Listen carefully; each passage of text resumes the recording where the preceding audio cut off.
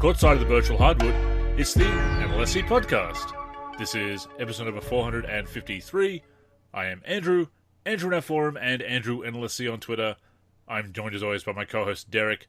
He is Deeper3 in our forum, and also on Twitter at Deeper384 and Deeper3G. Derek, good to be talking to you as always. Go Tar Heels! Yeah, go Tar Heels. We just finished a session on NCAA Basketball 10 as we did receive a community request actually to revisit that game, and we'll get into that shortly. But before we do, I wanted to give a shout out to a couple members of our community who had some recent pickups, some recent additions to their basketball gaming collections. Juicy Shack Meat, one of the strangest usernames anybody could ever come up with, picked up NBA 2K14 for PS4 and NBA 2K10 for PS3. And I know you're super fond of NBA 2K14 now. You're on season 5 of your My Career in that game. You just can't seem to get enough of it. And I've been revisiting NBA 2K10 quite a bit lately, and also been uploading highlights at times to Twitter. And I love that game. So those are some excellent pickups for Juicy Shack Meat. Both excellent games. I do prefer 2K14 out of the two, but 2K10, a great game in its own right. I think 2K11 certainly took a huge step forward, and then as of 2K13 bringing in the right stick dribbling really improved upon what they'd done in 2K10, 2K11, 2K12. But no, 2K10, great game. I need to revisit that one more, actually. Yeah, we'll have to connect on it, because it will work good on your end using Parsec. Kind of like NCAA Basketball 10 just worked excellent for you while we were connected. Another shout out to Nate Stasho and Roger Ward, the NBA Live 01 legends, as they picked up NBA 2K11 for the PS3 and NBA 2K7 for the PlayStation 2. Now, I believe they picked those up at the end of October, but I wanted to give them a shout out for, adding to their collection and picking up two really great games. I know that there's been a couple videos that have gone up on their YouTube channel from NBA 2K11. I think LeBron with a self alley-oop, a couple other alley-oops between Wade and LeBron, etc. But really good games to add to the collection, and they picked them up at a local game store that they love, kind of like I have one in my area. It's called Bull Moose in my area, but it looks like they got NBA 2K11 for $5.99. Wow. I think that's great for PS3. And it looks like they got NBA 2K7 for like $4.99. So two great deals. And this is something we've been stressing to people who've asked about collecting in recent weeks.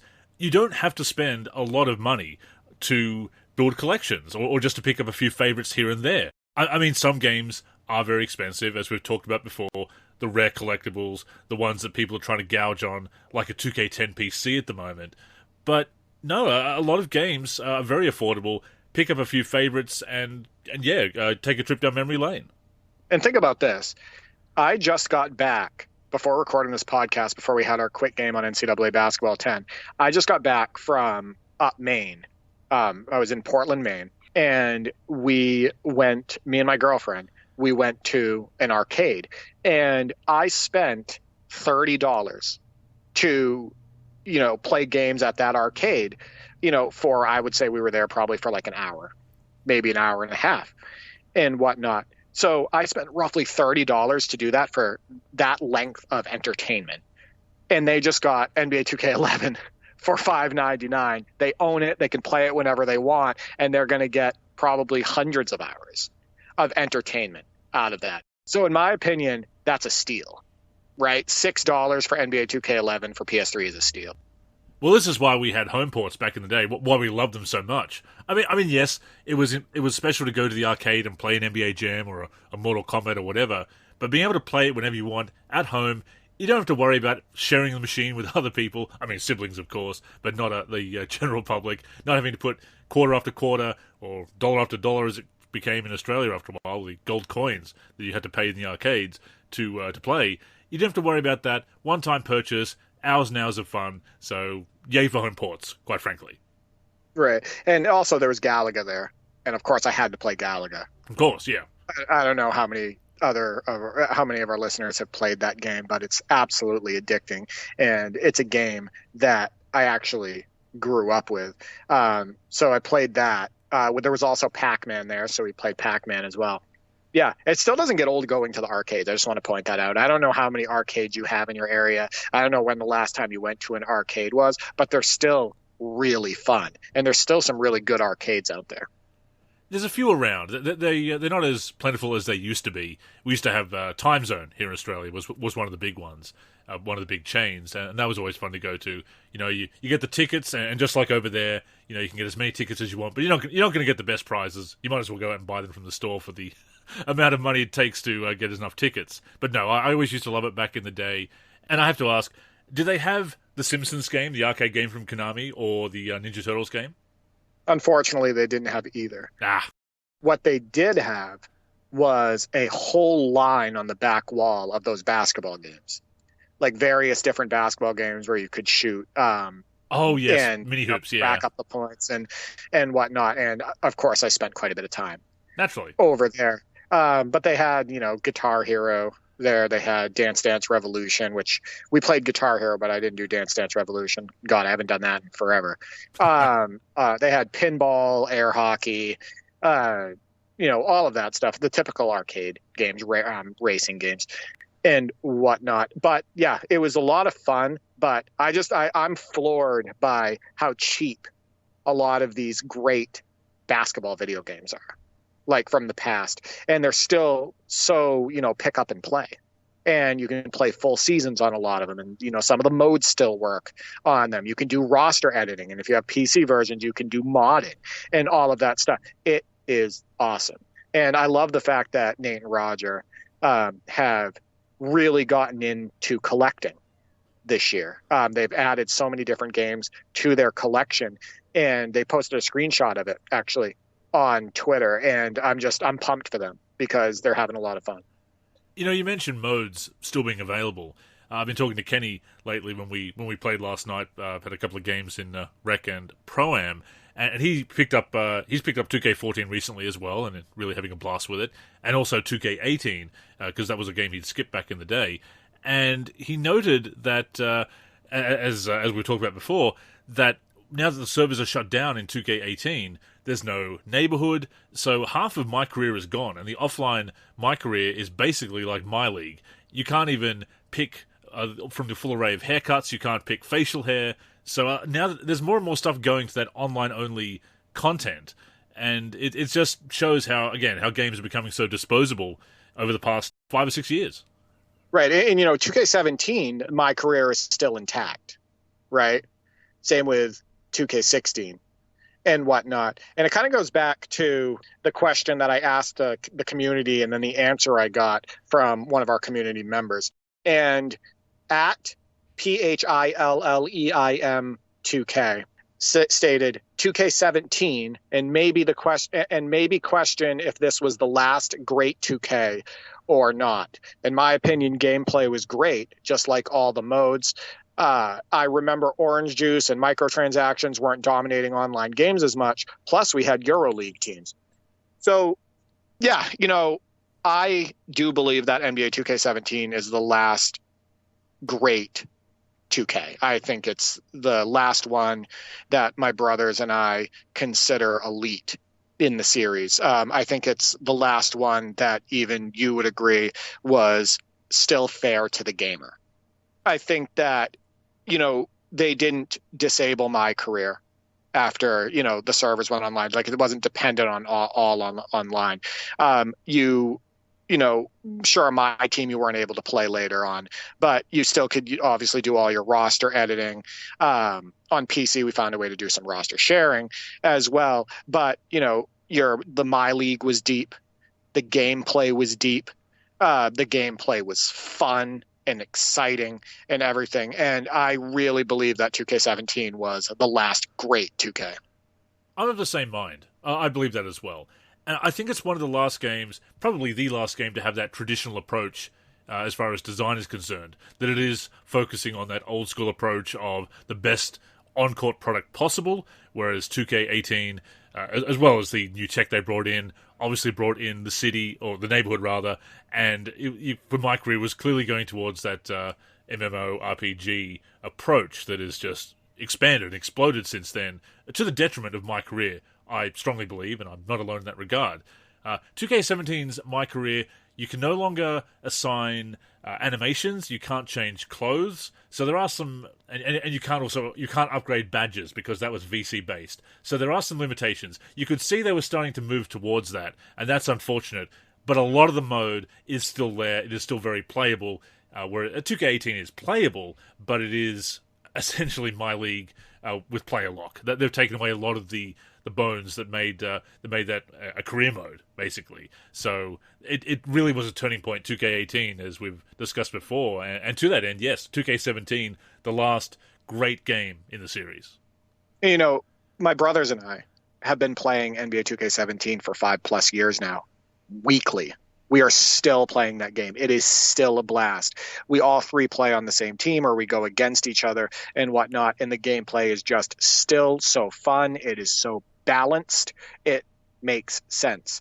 I think two things happened when they went to 2K18 that really hurt the series. They changed the motion system, not for the better.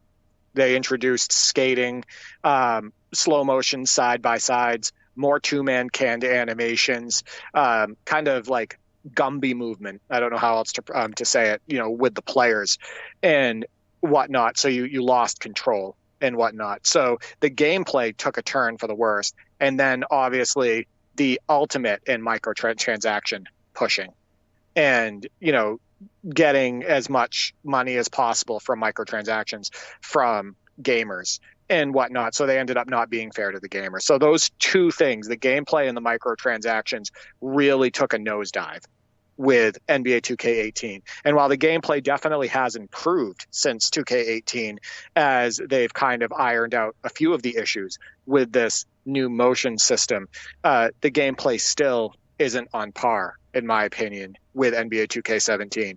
There's still a lot of skating. There's still a lot of suction. They're still loaded with two-man canned animations. And it still has that strange player movement, like with changing of direction and all of that stuff. So for me, I would say that just 2K17 is a more fun and balanced basketball video game than anything we've had since.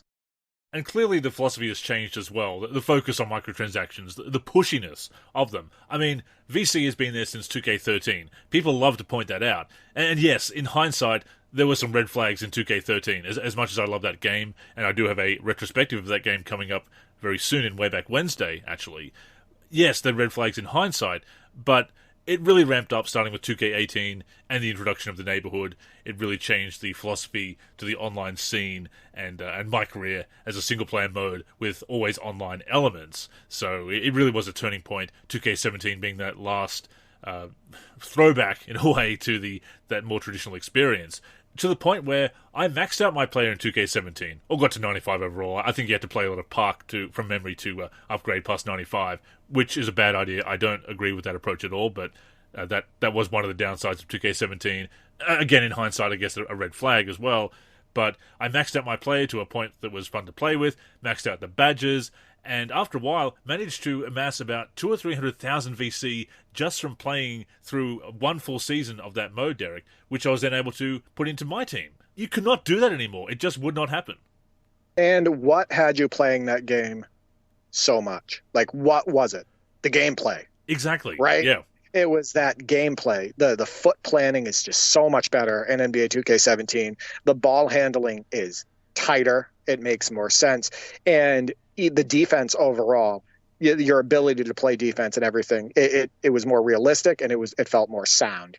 So, like, you would not have spent that much time on my career or with NLSC Thrill Ho, playing those games with your buddies and whatnot, if the gameplay didn't get you. Exactly. And it got you. Yeah. So, yeah, I think that's the most underrated thing. And Mike Wong said in the gameplay developer blogs that NBA 2K17 was all about skill. Like, skill on the sticks and, how you could separate yourself from, somebody else in relation to that.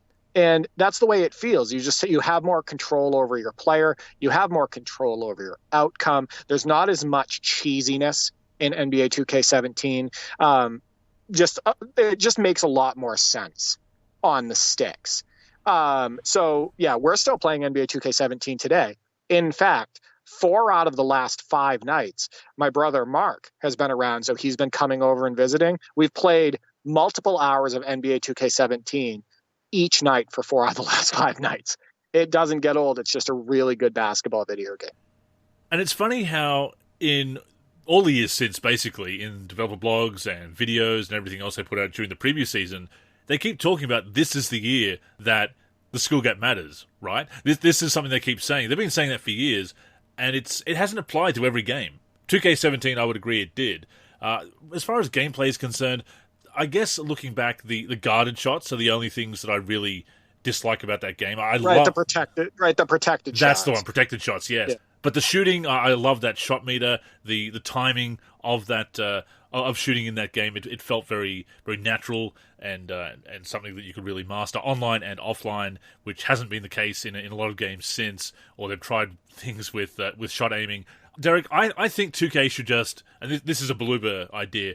With all due respect, because I do think he has a great mind for game design and basketball. I think he loves the sport, knows his stuff, and does want to make a great game. But he's got to let go of shot aiming. I don't think it's ever really worked, except maybe 2K17. That one did. 2K17 is the only game where it was actually functional, made sense, and you could do it and execute properly. It's which was just crazy. I actually think that NBA 2K17 has the best shooting mechanics in 2K video game history. And both of my brothers actually agree with that. And remember, we've spent thousands of hours on that game. We actually spent a couple thousand hours on NBA 2K16 as well. And of course, we've been playing 2Ks throughout all the years since they, came out with the original, back in 1999. And then also we played a ton of NBA Fast Break 98.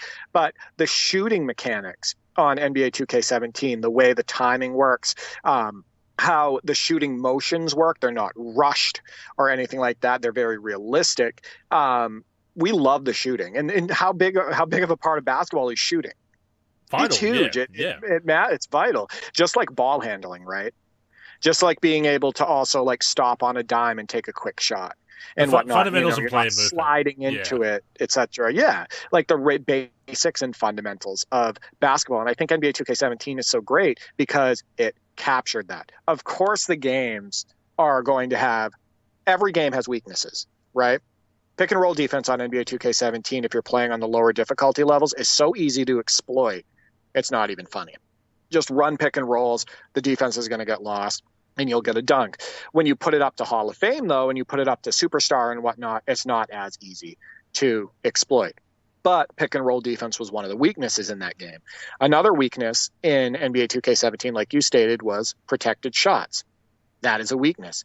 Also, brick wall defense was at times annoying if you played on the higher levels, where you would execute a great move and whatnot, and you thought you got by your guy, and somehow his arm barely touches you, and it prevents you from going by him, like you just hit a brick wall and whatnot. So cheap charging fouls too, like that also played. Those cheap fouls, charging fouls. But at the end of the day, it had some weaknesses.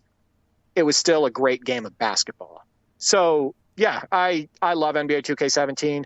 I go back and play NBA 2K16 a lot, just like Sticky Fingers has been. And with slider tweaks, I'm having a blast with NBA 2K16. I think 2K15 is excellent for gameplay. You and I have discussed that before. NBA 2K14, you can't say enough good things about the gameplay on that. And what do all of those games have in common? All those games I just mentioned are using that motion system. The same motion system, just with minor tweaks here and there each year. And in fact, if you go and look at the NBA 2K14 PC version and NBA 2K13 and whatnot, they have the same qualities that make those other games fun. They have great foot planning. They have great control when it comes to ball handling and whatnot, and breaking your man down with moves. They have loud, fun dunks. They have it's fun to play defense in those games, whether it be getting steals like you do on 2K14 with those poke steals and whatnot. It's fun to stuff people at the rim. It's fun to play defense in general. So that older motion system was awesome. And unfortunately, they went away from it with 2K18.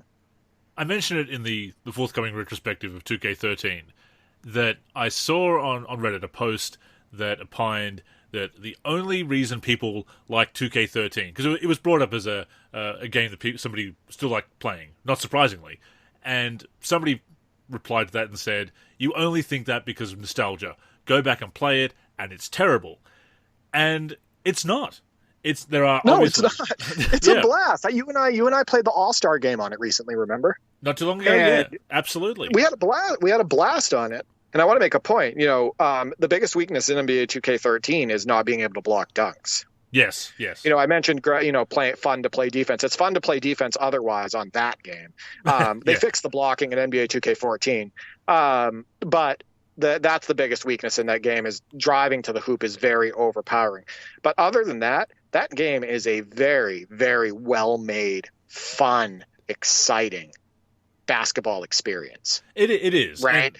So yeah, the idea that it doesn't hold up is absurd. It's recency bias. I know nostalgia goggles don't always give us 20/20 vision because we can overlook some of those rough edges. It smooths over the rough edges of the older games for sure. But that doesn't mean that we don't see games for how great they are, and that isn't an accurate picture of those games. 2K13, fantastic game, holds up extremely well. That was just some ridiculous recency bias. So, and it's the same for 2K17. The standout games over the years hold up very well, and they continue to hold up because they were so well made, as you said. And one more point about the shot aiming, because there were a few people after there were complaints about shot aiming in 2K21 that they said, you need the whole get good argument that you know how much I love that, Derek, and shout out to Kid Cash, he knows how much I love it as well, as I'm sure all our listeners do, because it's a bugbear of mine. But that whole argument that you need to get good, and the only reason that people didn't like the shot aiming in 2K21 was that they weren't good, that they weren't willing to master it, is fallacious. It's not a fair criticism. People were willing to try different mechanics and get used to them, but they didn't like it. And the other thing about that is people found ways to using that shot aiming to make ridiculous shots from near half court, turnaround fadeaways from half court because they mastered it. So it wasn't just a case of, I'm not good at it. People who were good at it were saying, look how easy it is to do something ridiculous and break the game with this mechanic. It is not a good mechanic. So, and I saw some influencers and some people who've been covering basketball games for a while, pulling out that argument, the whole get good, and you just need to master those mechanics. And it's not just a case of mastering those mechanics. It's those mechanics are bad. I bring it up all the time. Live 07 with the 3 shoot buttons. You can get used to it, but the mechanics in that game is awful. And even if the mechanics, if the tech in Live 07 was better, the 3 shoot buttons didn't turn out to be a great idea. For platform games, the example I'm going to use, Derek, Part vs. Space Mutants.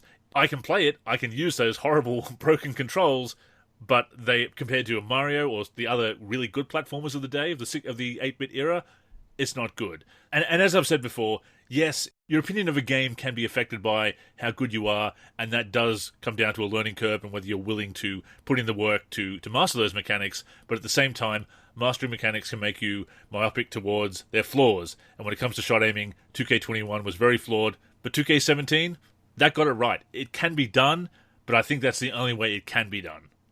I mean, I can absolutely dominate at the beginning of Superman 64 and get through those rings. Oh, yeah. But that doesn't mean that the mechanic is good. The flying sucks in that game. It doesn't make any sense. Also, why am I flying through rings with Superman? But anyway, so a couple things really quick. One, it is funny that you use Bugbear because we use Bugaboo in our area. I don't know if you've ever heard anybody say that, but you guys say Bugbear, I guess.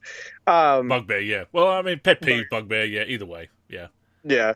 And number two, going back to the skill thing. So remember in NBA 2K18, there was somebody playing in the NBA 2K League. That was the first year of the 2K League, and he scored like 80 points. And That's right, it was yeah. advertised on Twitter and whatnot. When you watch those highlights, it was literally him just abusing the blow-by mechanic. He was just driving in a straight line. His defender was put on his side. The game just forced his defender on his side, and he would just keep going in and scoring over and over and over and over again. That's not skill gap. That's not him being great at the game. That's him abusing a broken mechanic, right? So there's a big difference between somebody having true success based on their skill and their ability to do something that separates them from somebody else. And then there's somebody who, and then there's somebody who can like abuse a broken mechanic and abuse the game. The left-right and cheese. whatnot. That's right. Yeah. The left-right cheese. Right. Yeah. Exactly. Same thing. Right. Same thing. Right. So no, I definitely get what you're saying. The other point I wanted to make really quick about NBA 2K17 is it brought all of the good stuff that came over from NBA 2K16 with it. So, you have that deep My League experience. You can create your arenas. You can create your jerseys. It has all the same stat tracking, all the awards, all of that stuff. It is a super deep My League experience. It has all of those new classic teams that NBA 2K16 added and whatnot. And it has a lot of those strong gameplay features that 2K16 had in it because it's using the same motion system and whatnot. And NBA 2K16 is regarded as one of or the best NBA 2K ever made by a lot of people. Whenever you see threads about which is the best 2K ever and whatnot, you'll see a ton of comments in those threads saying NBA 2K16. So, so back to the question. Yeah, I agree. I think that NBA 2K17 is the last great 2K. It's the last game that really put gameplay at the forefront. It's the last game that was truly the last basketball game made by 2K that was truly fair to the gamers. Agreed. No, I do think it is the last great game, the last in the series, the last one that was made with that old school philosophy of, yes, let's give the gamers the best possible gameplay experience. Obviously, they were starting to ramp up the microtransactions by that point. It was on the horizon, but 2K18 was a tipping point, and 2K17 was, fantastic game. Before we go on, a reminder that the NLSC podcast comes out every week on the NLSC, NBA-live.com, as well as our YouTube channel. We're also on Spotify, Apple Podcasts, and other podcast apps. If you're listening on any of those apps, we'd greatly appreciate a review. To keep up with the show and everything we're doing with basketball gaming in general, connect with us on social media. On Twitter and Facebook, we are the NLSC. We also have an Instagram, NLSC Basketball, and on YouTube, we're youtube.com/NBA Live Series Center. Once again, visit us at nba-live.com, where in addition to the podcast, you'll also find all of our original content, as well as our forum and modding community.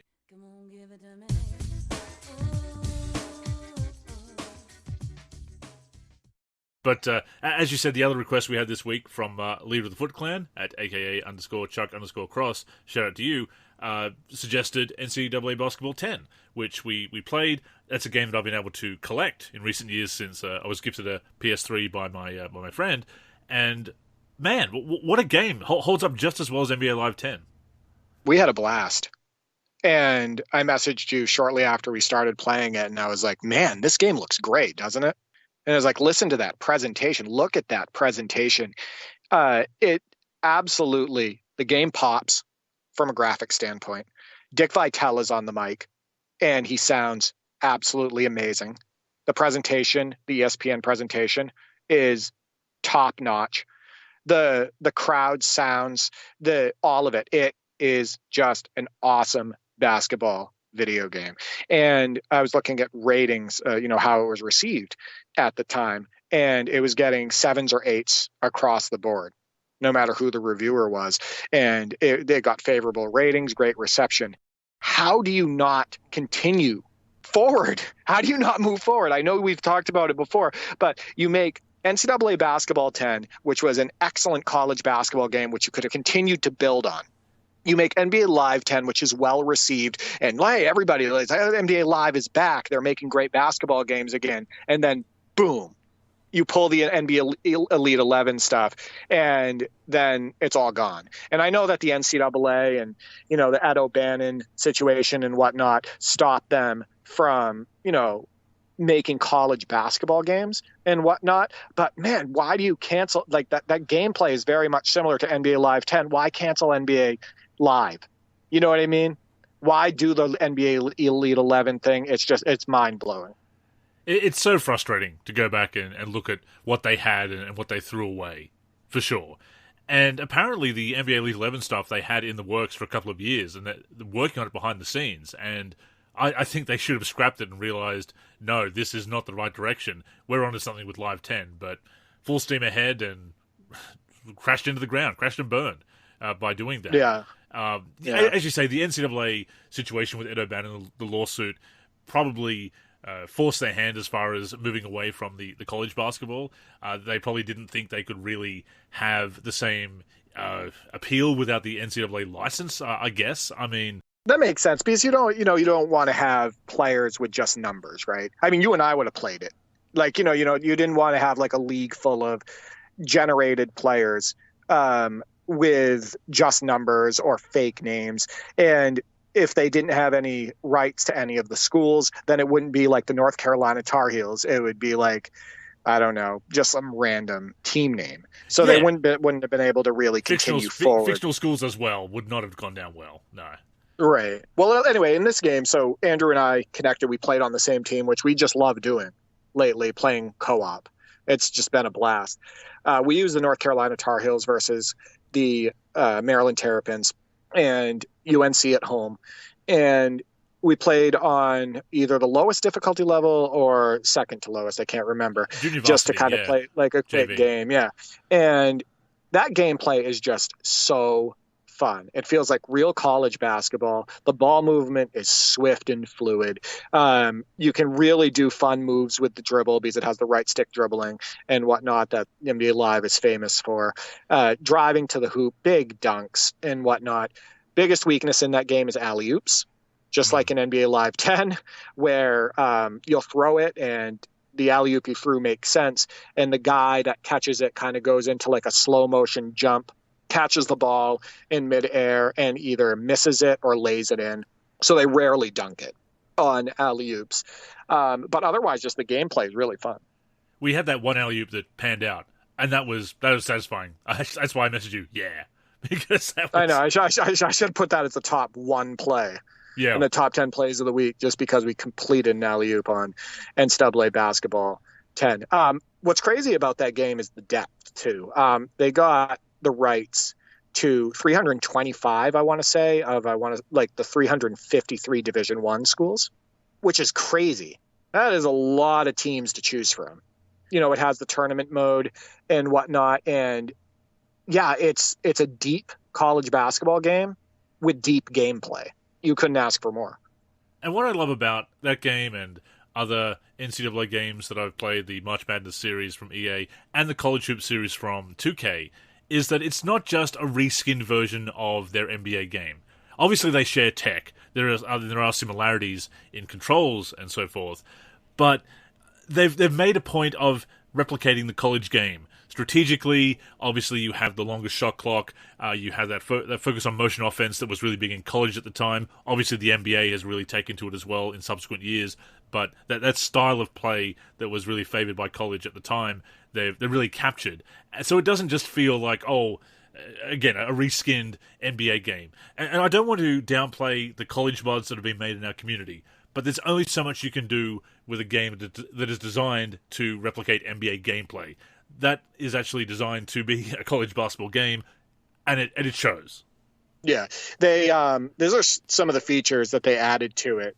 Users are now able to choose from multiple offenses that include the dribble drive, Princeton, flex, and others. Real life RPI ratings and stats from every Division I school are imported into the game every week.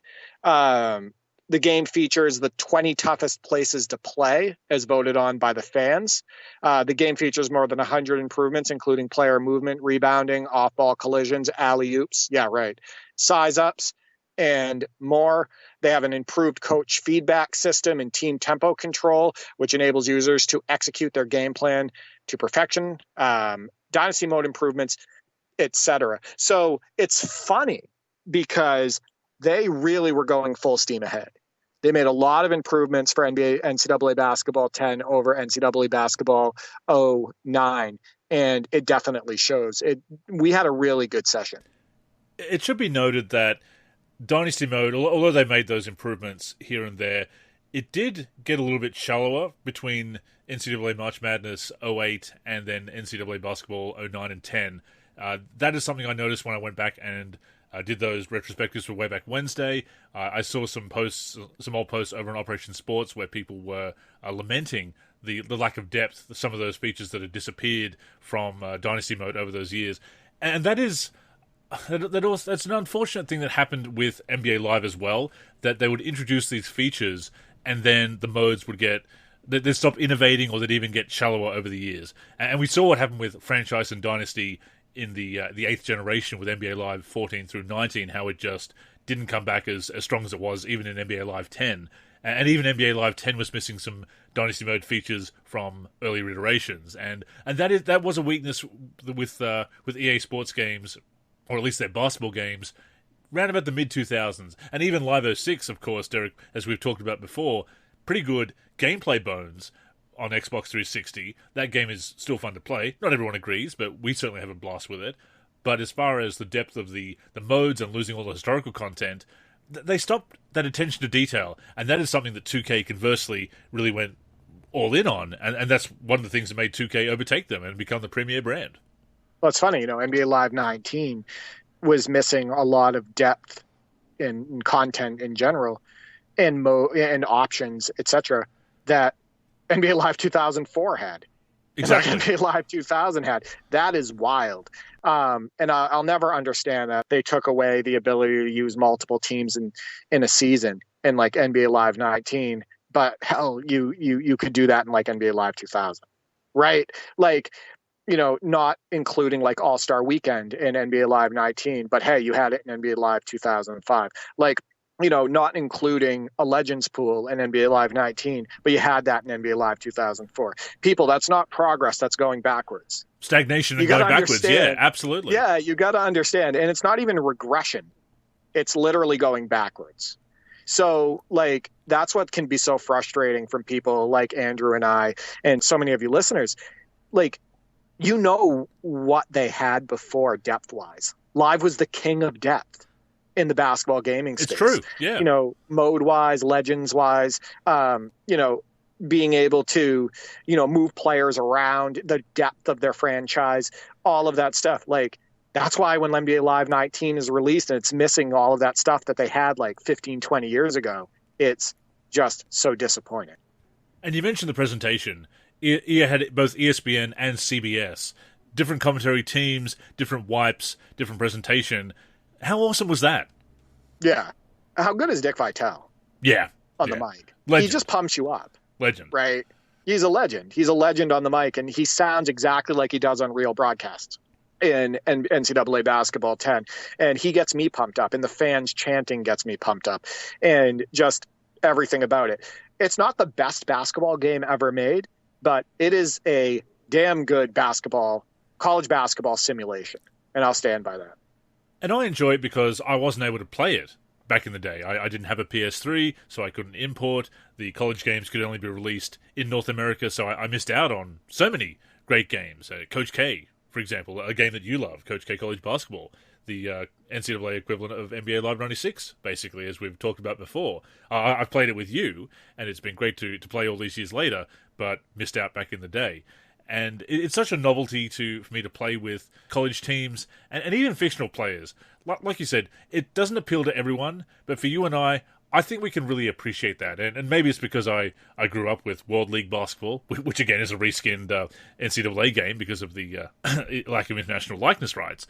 But being able to play with fictional players and just create your own reality, not worrying about, with Live 10, for example, Chris Juwan shouldn't be putting up 35 and 10. He shouldn't be playing this way. With some fictional point guard in a college game, this is suddenly a virtual hardwood legend. And yes, Chris Juwan can be a virtual hardwood legend in his own right, but he shouldn't be, really, in the hands of the CPU. So that is an issue that you face, that isn't there, rather, with with NCAA games. So I really enjoy playing with fictional players. Obviously, you can edit them, and many custom rosters have been made over the years, and that's important that we're able to do that. But there's a lot of appeal just playing with fictional players that, I hope that more people than us, than just the two of us, appreciate it. Yeah. I come from a time where we had like NCAA basketball for Super NES, and we made legends out of guys like on Boston College, not a real player, Hinsey, right? He was a center on Boston College, and he had like a 53-point rating, and you could shoot from like a foot inside half court and bury threes with him. My brother Mark used him all the time. I had a shooting guard named Larson on Georgetown on NCAA basketball for Super NES, and he had, I think it was like a 37 on three, but he was always a threat to hit threes, and he was good at going to the hoop, and he's a legend because of that game.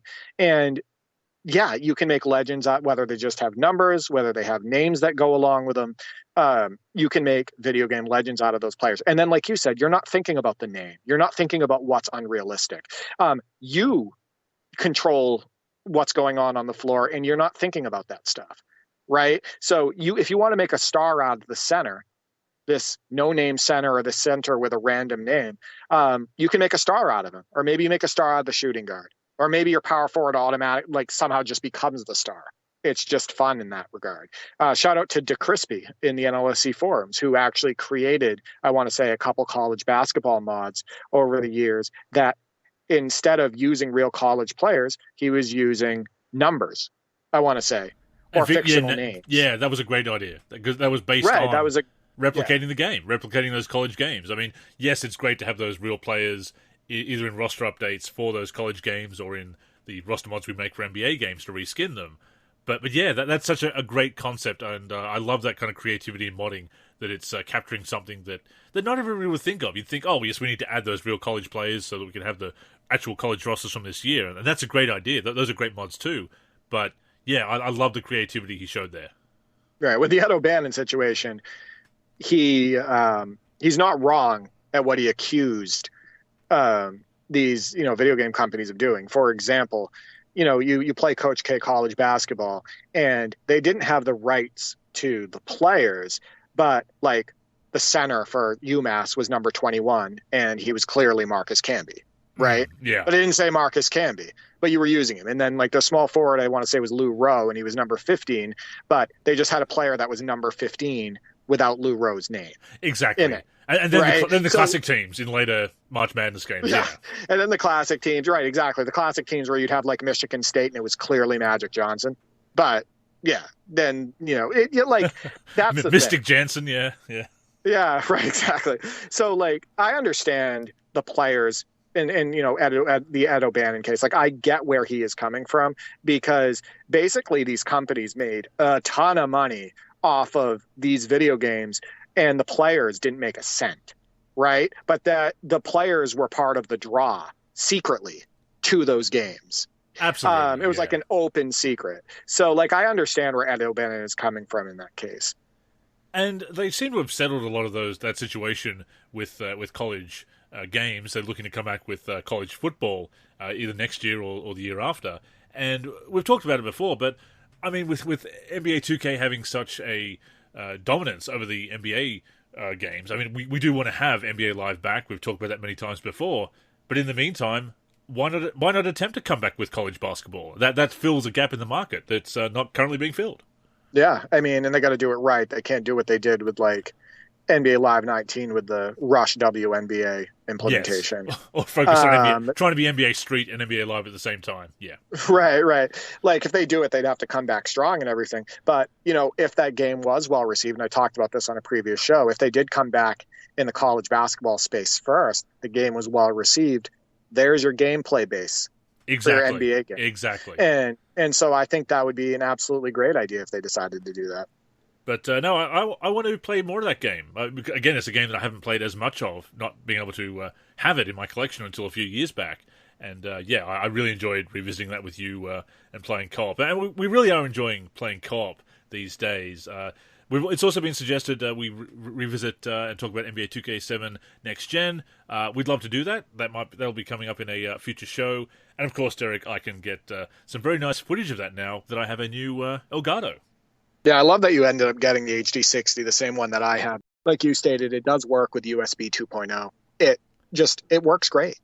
It is an absolutely great product. I've had my Elgato for 5+ years, and I've been using it constantly, and it's never let me down. I want to point out too, though, one thing that's great about playing co-op with you, and I think you would agree, is just kind of playing those games and kind of mining for highlights. Yeah. Kind of like trying to make yeah. some great plays together and whatnot. Maybe we can make a great play to get in the top 10. And Nate Stasho, Live 01 legend, we've had on the show a couple times. He reached out to me and said that he was having fun playing like NBA Shootout 2001, NBA Live 05, so past shootout, past live games and whatnot, and just kind of like playing for highlights.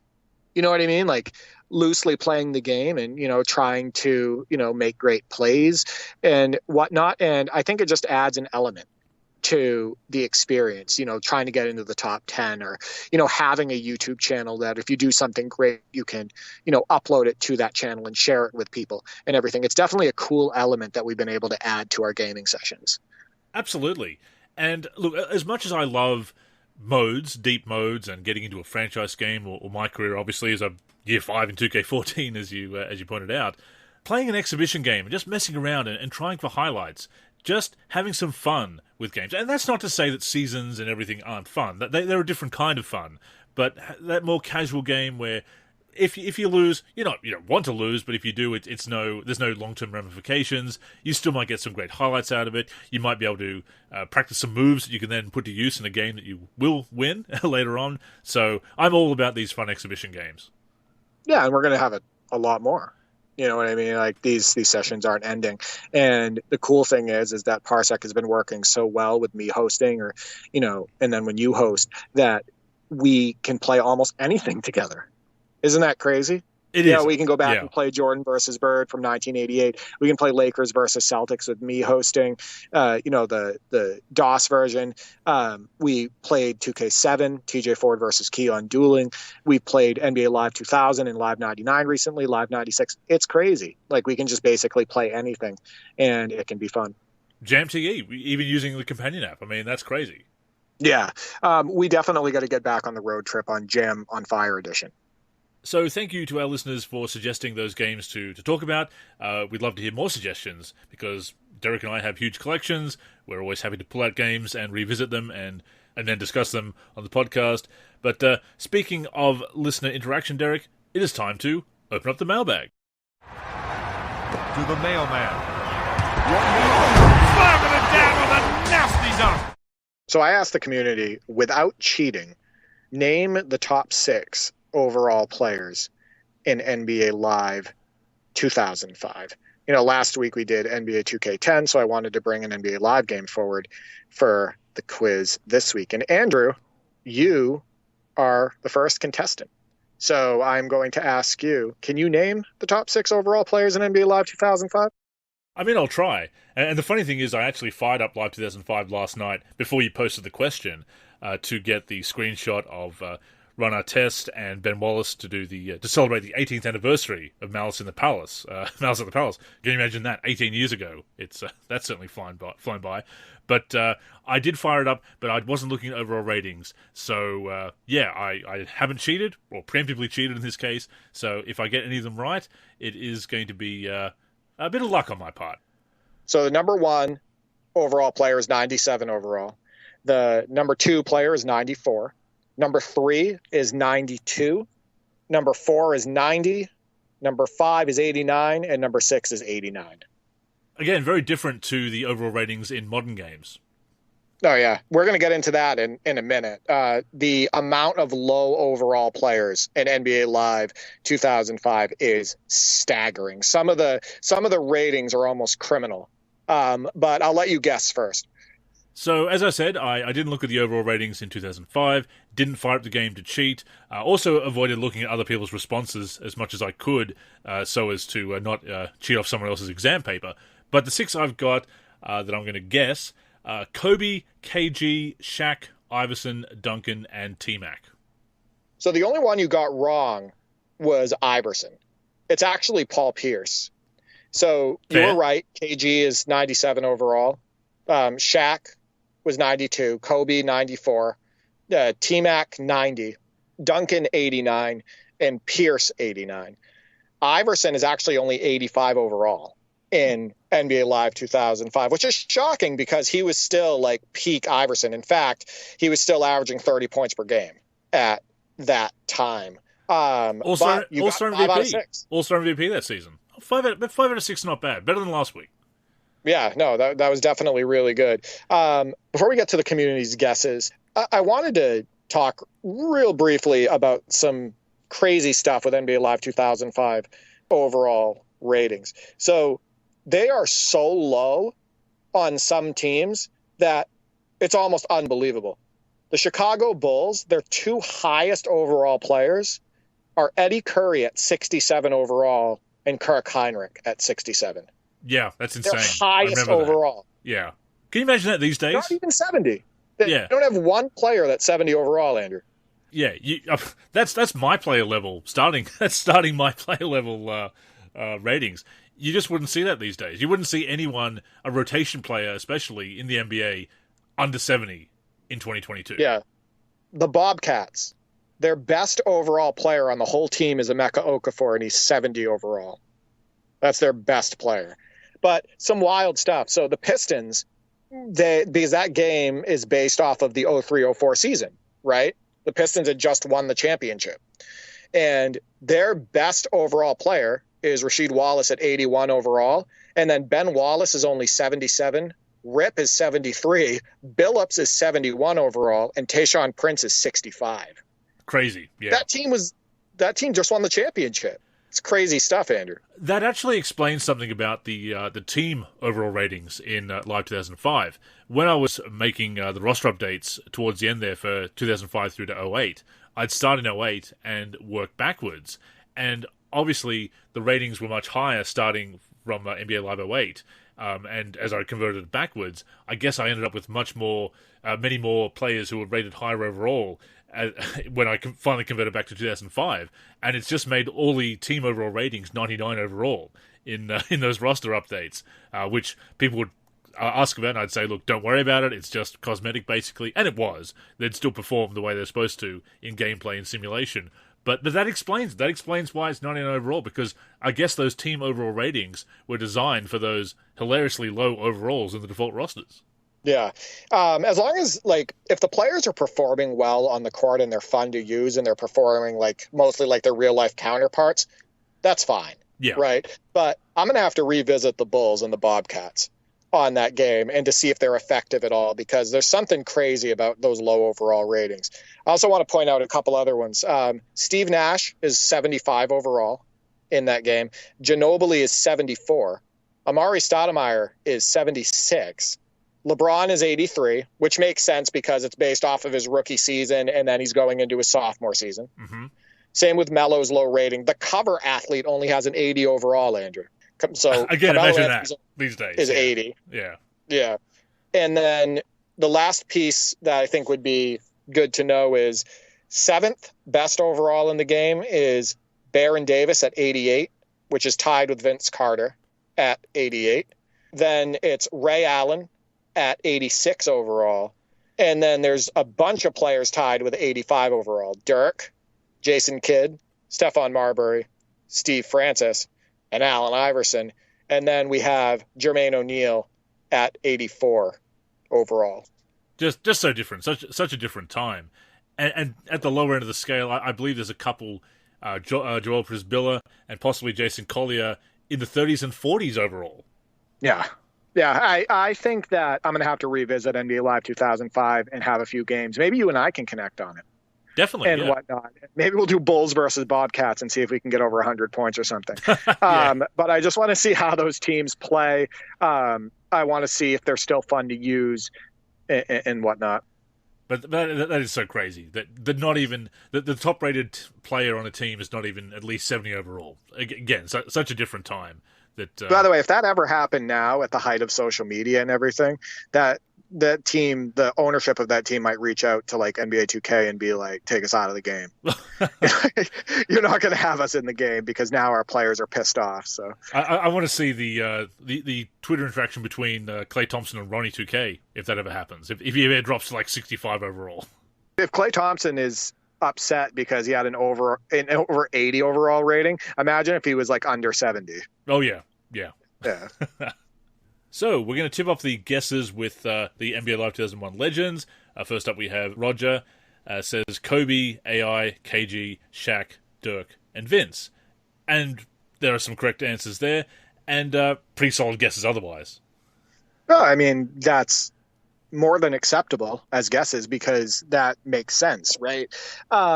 Dirk, again, historically in video games, lower rated than he should be, probably based off of his, athleticism and what they, the whole myth around his defensive capabilities and whatnot. And then, they guessed Iverson, and Iverson was still one of the faces of the NBA at the time, and he wasn't going downhill at that point. He was still averaging 30 a game and, one of the best players in the league and whatnot. He looked like an MVP on any given night. So I think those are great guesses. I think Vince Carter, he was just outside the top 6.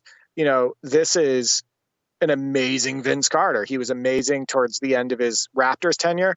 And then, when he was first with the Nets in like 05, 06 and whatnot, he was just an amazing player. So those are good guesses.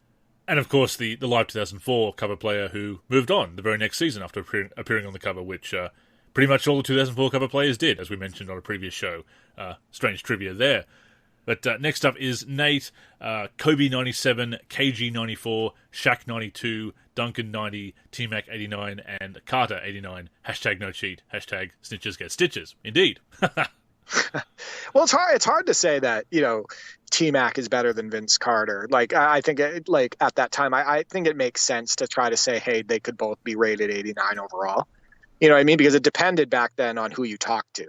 Right. Who would say, which one is better and whatnot. So I think those are all, from Nate and Roger, both good guesses. Next up is Teddy Bear the Gamer, says LeBron, Kobe, Garnett, McGrady, and Vince Carter. And I think LeBron was the red herring, I guess, of this time around. The misleading option.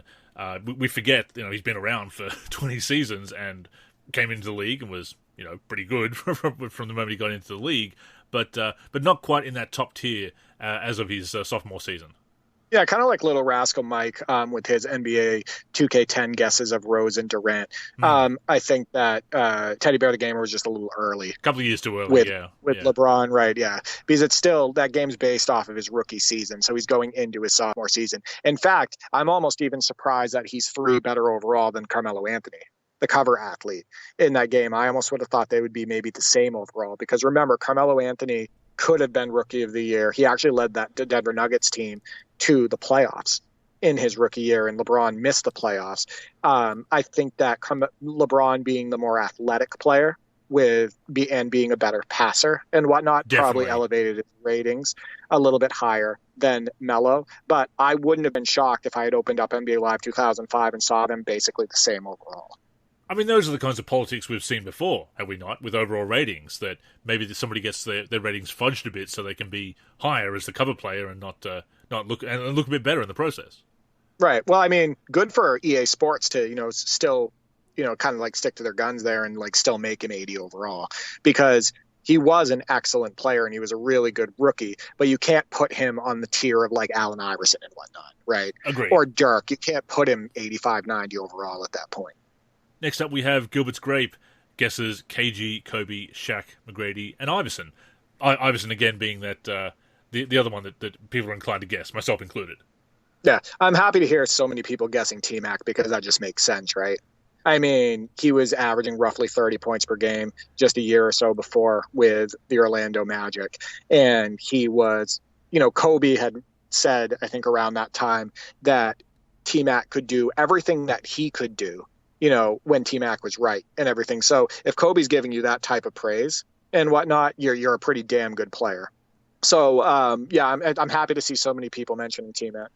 And not to go off on too much of a tangent here, but it is a shame. It is a shame that he did suffer those injuries, and because he was fantastic for a couple of years there. Again, the fact that he was mentioned in the same breath as Kobe and battling him for the scoring championship. It is a shame that injuries took their toll. Yeah, it's tough. Like Penny, Grant Hill, Rose, T-Mac, Rose. Yeah. Go down the list, Ralph Sampson. Of course. Nobody talks about that. Ralph Sampson. There's just a lot of players who had their careers cut short and never even truly were able to like experience their prime. You know what I mean? And it's too bad. Bernard King, kind of. Sort of, yeah. He kind of came back really strong. For a couple of years there, yeah. Yeah, a couple of years and whatnot. Next up, we have Knowledge Bone. KG, Kobe, Shaq, T-Mac, Duncan, Pierce.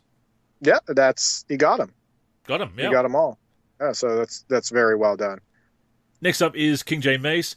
By the way, King J Mace gave me a sneak peek of the jerseys that are going to be used in the is it the ESL that he's running? Yeah, the Elite Street League. Yeah. Yes, they look awesome. Streams all the jerseys. time. Don't they look great? Yeah, they look amazing. And Shua Joda actually made a cyberface for me to be on that team, with my hat backwards and whatnot. No, I don't play with my hat backwards in real life, but people kind of associate me with that now because I've posted so many pictures of me with my hat backwards. So that version of me is actually on the NLSC Elite Street League team. I don't know what he's going to do for your face. I'll have to ask him, or you could ask him, but maybe he could like do a created player that does you justice, or you could send him a picture. But I think those jerseys came out great. Yeah, I have. I need to get a good picture that would be cyberface worthy to do that, or just send along the cap combination, either or. But you could do that too. You could do you could like create him in your game, like do the parameters and then send over those just send parameters. Them, yeah, that's right, absolutely. Need to get Terry Hansen in there. Just want to put that out there. But I can send along those as well because it's Terry Hansen obviously being on the bench at the moment because of his injury, so it would be nice to see him in action in the Street League. And shout out to is it Kai Mods who made that jersey, I believe, for King J Mace? That makes sense. Yeah, I think that's who it is. Yeah, so shout out to him. But King J Mace guest Kobe, Shaq, Bron, Melo, and Iverson. And Melo, of course, being the cover player, kind of comes to mind, and LeBron as well. But a couple of years too early on those guys. I think King J Mace realized after he made that guess that it wasn't based on 04-05, that it was based off of their rookie years. And he realized that those guesses probably didn't make much sense, putting LeBron and Melo in there. And I think that's like a common mistake that people can make because it's called NBA Live 2005. Absolutely, right? Yeah. But it's still based on 03-04. Next up, we have Threegan Murray. Says, I don't think I can get the order 100%, but my guess is, and this is 1 down to 6, KG, Shaq, Kobe, Tim Duncan, Dirk, and LeBron. So another vote for LeBron there. Again, sort of mind drawn to that, but too early. Funny how so many people say Dirk, right? Because they know how great Dirk was. I mean, he was an MVP in 06-07. And then, they made the finals in 2006. And the Mavericks were a Western Conference powerhouse for part of those early 2000s as well. And Dirk was the leader of that team. So, yeah, Dirk, I think, got the shaft a little bit when it comes to his overall ratings in games. Frosty Bias says, not sure on the order, but we'll guess Shaq, Duncan, Garnett, McGrady, Bryant, and Dirk. So some correct answers there as well. And he says he had that game back in the day, yeah. And Live 2005 again is probably a game we could dedicate an episode to as well, or certainly part thereof, because that was a fantastic game, and still is. Yeah, well, let's make it a goal to revisit it before we record the next show. Agreed. Next up we have T. Johnson. Says Iverson, Vince Carter, Duncan, Kobe, T-Mac, and Arenas. Vote for Gilbert Arenas, who was definitely becoming a star at that time. He wasn't even over. He's not even 80 overall. Yeah. And NBA Live 2005 because he hadn't hit. Because again, it's based off of 03-04. He hadn't had his huge scoring season where he averaged like 29 points per game and whatnot. He hadn't reached his peak yet. He wasn't looked at as a superstar yet. So I think you're just a little bit early with Arenas. And finally, we have Avery Semp says Kobe, Shaq, Melo, AI, and Vince Carter. Yeah, the AI one is going to be shocking to some people who listen to this, that he's only 85 overall. And because to rank him below Baron Davis as well, even at that time. I mean, I don't think Baron Davis at any point was. You could argue that. I don't think at any point you could argue that he was superior to Iverson. It's also hard to say that Baron Davis is in any way a better athlete than Iverson. He was a better dunker than Iverson. Stronger, but maybe, just because you're a better dunker doesn't mean that your speed is better. Like Iverson was faster up and down the floor he was a blur up and down the floor, even at that time, because he hadn't, like, he was in his prime in, NBA Live 2005. And he wasn't quicker than Iverson either. So you can't really give Baron Davis the athletic advantage over Iverson. You can't really give Baron Davis the floor vision advantage over Iverson. If you even take a look at their assist numbers and whatnot. So I'm not sure what the logic is behind making Baron Davis better than Allen Iverson in Live 2005 at that point. Not saying that Baron Davis is in any way not deserving of a high overall, because I love Baron Davis as a player. So, but I'm also a big fan of Iverson. I just remember that Allen Iverson missed a lot of the 2004 season, so that might have dropped his ratings a little bit. Who knows? It's possible, but usually they don't do that. Yeah. They usually don't drop a player, especially a star. An anomaly like that, yeah, absolutely. Unless they've come back and they've clearly lost a step. But again, yeah, it's the off-season 2004, so it really shouldn't have happened yet. But roster makers aren't infallible, whether they're in the community or working for the development team. We know this very well. Agreed, 100%. But thank you for all of those responses. Really enjoying the quizzes, Derek. Yeah, I'm going to bring another one for next week. I think that the community really gets into it. It's also kind of like a learning session in a way, and I'm learning from it, because I didn't remember who the top 6 best overall players were in NBA Live 2005. So, and I didn't remember that there was nobody 70 overall on the Chicago Bulls. I'd forgotten that too, yeah. That game. So, it's also great for me.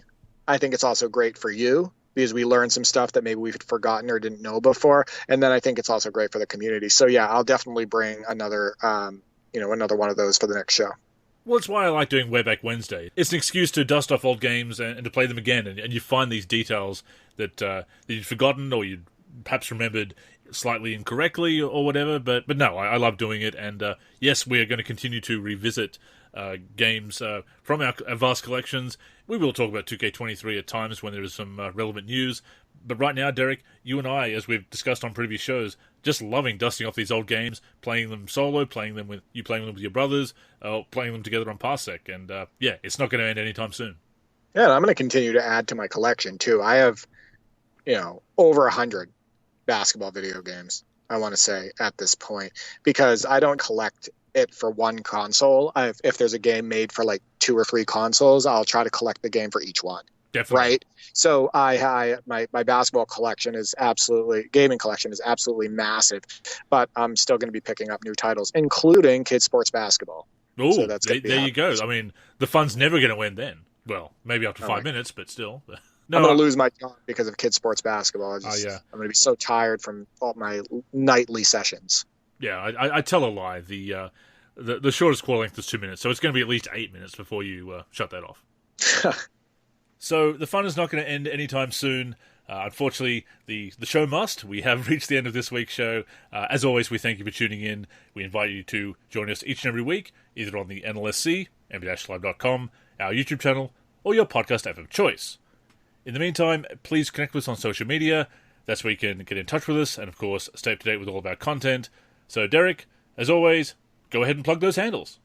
Absolutely. I also want to say thank you to the community for, all of the support related to our content, whether it be, the podcast, the top 10, the comments on the gameplay videos, the Twitter comments, everything that you guys, and every interaction that you guys give us is motivation, and we really appreciate you and whatnot. So you can reach me on Twitter at D4384 and at D43G. I'm also on the NLSC D43 and on YouTube D43. And of course, I'd like to echo those comments. Thank you very much for your continued support of the podcast and all of our other original content.